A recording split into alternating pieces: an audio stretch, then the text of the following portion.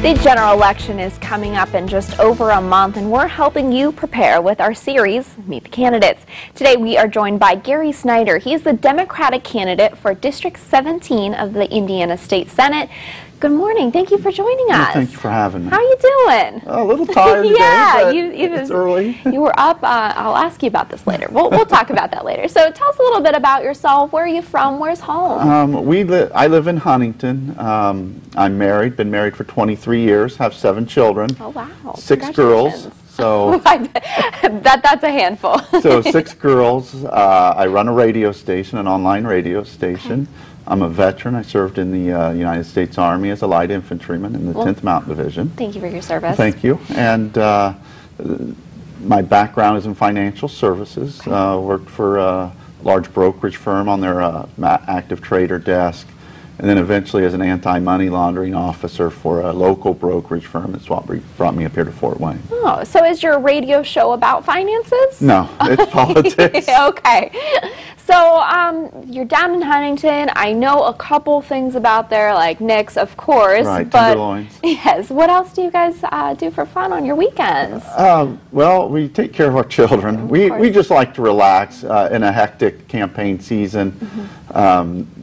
We go to sporting events, concerts, things like that, and just kind of relax a little bit and enjoy the family. Right. So have you been always from here? Or? I grew up in Kokomo, graduated from Frankfort High School, so I am a hot dog, if you're familiar yeah, with I'm high not, school, but that's funny. High school mascot. So went to Ball State, was a walk-on on the football team there. Oh, wow. And then joined the Army soon after that.